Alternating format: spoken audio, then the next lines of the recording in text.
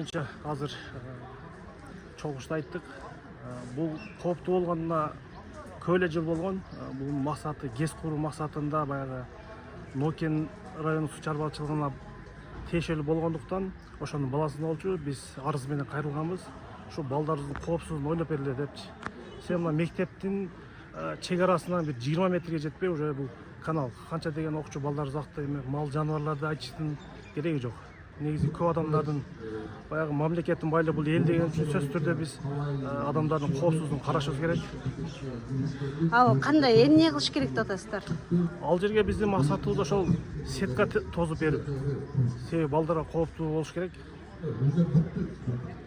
Ошол максатта биз кайрылганбыз. Окуучуларыбыз эмес, чоң кишилер деле бул жерден агып өлүп атышат негизи.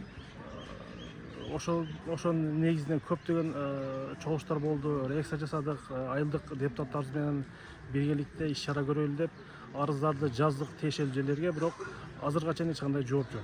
Акыркы жолу ушундай бир жаман учурда качан катталды? Акыркы жолу жаман учур бул былтыр болуп калды. Былтыр мезгилинде бир 7-класстын окуучусу адашпасам, ошол жигит ушу каналдын боюнан түшүп кетип, алып кетип, аны 1-2 күн издеп тапты. Бир эле жаш балдар эмес, чоң кишилер деле мындай случайлар болот. Себеби баягы суу шараккан үчүн кээ чоң кишилер деле мына кокустан чалынып кетип, же велосипед менен кетип атып тайып кетип дегендей ушундай случайлар болгон.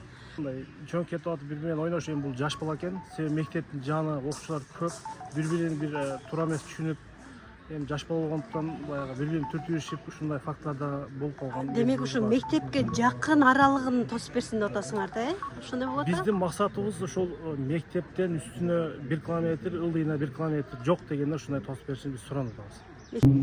Катышуучулары биздин сурообуз мектептин границасынан биздин бир кооптуу каналыбыз бар. Жаш балдар ар жылы каникул мезгилдеринде мектеп убактында ошол жерден агып кетип атат.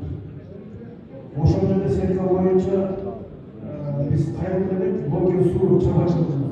Себеби бул Нокен чарбачылыгынын баласына кирген үчүн ошол жерге кайрылганбыз. Ошол сетка балдардын коопсуздугу үчүн тосуп коюш үчүн суранабыз.